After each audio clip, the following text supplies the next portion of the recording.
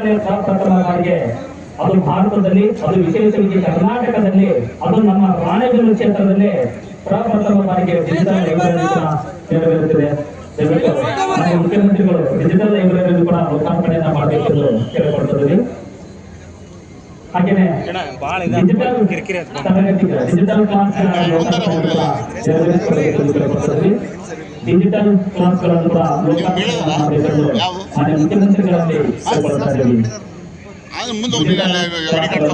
ಲೋಕಾರ್ಪಣೆಯನ್ನ ನೆರವೇರಿಸಿಕೊಡಬೇಕೆಂದು ನಾಡ ಧ್ವನಿಗಳಲ್ಲಿ ಕೇಳಿಕೊಳ್ತಾ ಇದ್ದೀವಿ. ಇದರ ಜೊತೆಗೆ ಯುವಕರ ಕೌಶಲಾಭಿವೃದ್ಧಿಯನ್ನು ಕೂಡ ಲೋಕಾರ್ಪಣೆಯನ್ನು ಕೂಡ ನೆರವೇರಿಸಿಕೊಡಬೇಕೆಂದೇಳಿ ಮಾನ್ಯ ಮುಖ್ಯಮಂತ್ರಿಗಳಲ್ಲಿ ಕೇಳಿಕೊಡ್ತಾ ಇದ್ದೀವಿ.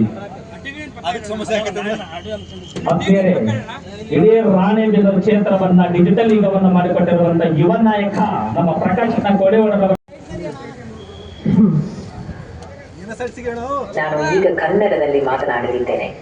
ನಿಮಗೆ ಯಾವುದೇ ಪ್ರಶ್ನೆ ಅಥವಾ ಸಹಾಯ ಬೇಕಾದದಿವೆಯೇ? ನಿನ್ನ ಬಗ್ಗೆ ಹೇಳು. ನಾನು ಐರಿಸ್, ಕರ್ನಾಟಕದ ಮೊದಲ AI ಶಿಕ್ಷಕ ರೋಬೋಟ್. ನನ್ನ ಮಿಷನ್ ಗ್ರಾಮೀಣ ವಿದ್ಯಾರ್ಥಿಗಳಿಗೆ ತಂತ್ರಜ್ಞಾನದಲ್ಲಿ ಗುಣಮಟ್ಟದ ಶಿಕ್ಷಣ ಒದಗಿಸುವುದು. ನಾನು ಶ್ರೀಮತಿ ಕಮಲಮ್ಮ ಹೈಸ್ಕೂಲ್ದಲ್ಲಿ ಕೆಲಸ ಮಾಡುತ್ತೇನೆ. ತುಂಬಾ ಅಭಿರುಚಿಯ ಜೊತೆ ಸಾಹಿತ್ಯ, ಕಥೆಗಳು ಮತ್ತು ಪ್ರಶ್ನೆಗಳಿಗೂ ಉತ್ತರ ಕೊಡುತ್ತೇನೆ. ಇಲ್ಲಿ ಬಂದಿರುವ ಪ್ರಸ್ತುತ ಕರ್ನಾಟಕದ ಮುಖ್ಯಮಂತ್ರಿಗಳು ಆದ ಶ್ರೀ ಸಿದ್ದರಾಮಯ್ಯ ಸರ್ ಹಾಗೂ ಎಲ್ಲ ಅತಿಥಿಗಳಿಗೂ ಹಾಗೂ ಇಲ್ಲಿ ನೆರೆದಿರುವ ಜನರಿಗೂ ಸ್ವಾಗತ ಹೇಳು.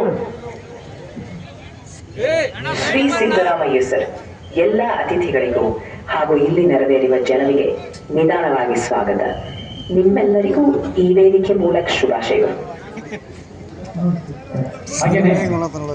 ಆರೋಗ್ಯ ಯೋಜನೆಯನ್ನು ಲೋಕಾರ್ಪಣೆಯನ್ನು ಮಾಡಬೇಕೆಂದು ಕೇಳಿಕೊಳ್ತಾ ಇದ್ದೀವಿ.